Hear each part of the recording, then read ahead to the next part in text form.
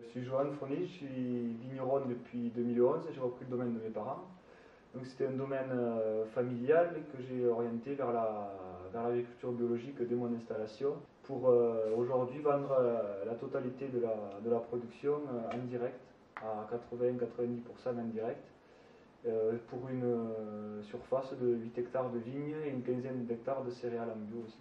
Aller au contact du client ou les faire venir ici, donc sur le domaine, pour leur faire comprendre comment on travaille, à la vigne, à la cave, et après les ventes directement sur le domaine, ou aller à l'extérieur, faire des marchés, des salons, pour aller rencontrer les clients directement. En baignant dans le milieu, dans les vignes, on a envie de le reprendre. J'avais envie de le reprendre depuis petit.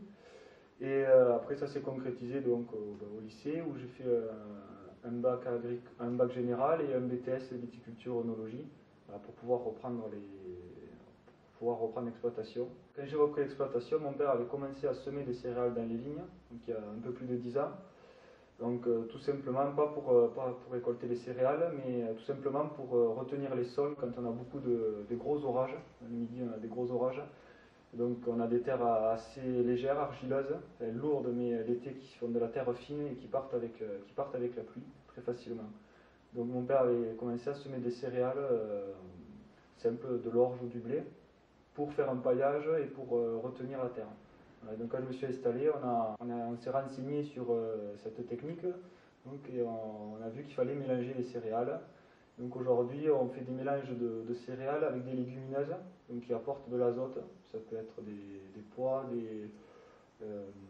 des vesses ou des féveroles, des plantes qui vont capter l'azote de l'air et le restituer au sol, et toujours combiné à une céréale, une orge, un blé, qui va faire du volume et de la paille. Donc c'est semé au mois d'octobre, broyé au mois de mars, et retourné au mois de juin, juillet, l'été, très légèrement en surface, ce qui crée un mulch entre la terre, les racines et la paille, qui évite l'érosion, et qui en plus permet de capter de l'azote, du carbone, et de donner de la vie au sol, donc pour les champignons, les bactéries, les vers de terre, etc.